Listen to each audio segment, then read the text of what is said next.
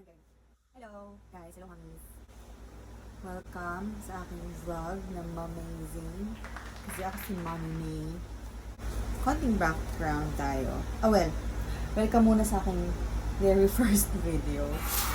Oh my gosh. As in, pinakaunang video ko to. Ginagawa ko kasi ngayon, nagtitiklop ako ng mga damit na hindi nakasya sa akin. Dahil ako ay nasa 3rd trimester na. 7th month. Sa 7th month na ako.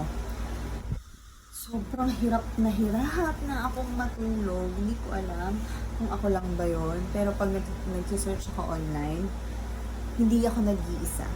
Tapos, nung isang gabi lang, naramdaman ko sinisinok si baby. First time ko makaramdam ng sinok. Sige, paano ko na distinguish na sinok siya. Kasi rhythmic. Alam niyo yung rhythmic.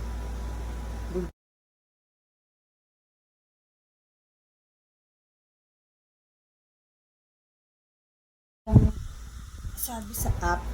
Tapos, maganda tong app na na-download ko.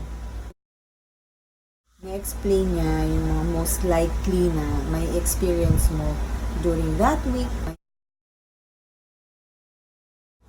Yung mga development ng baby.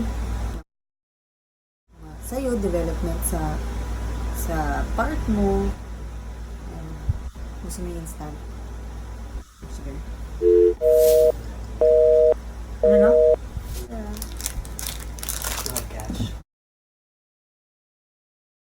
Saan ba tayo? Itong yung pinakita ko sa inyo ito.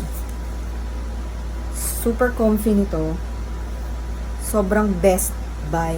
As in, ang datingan niya pa, seamless. Seamless ko nyo.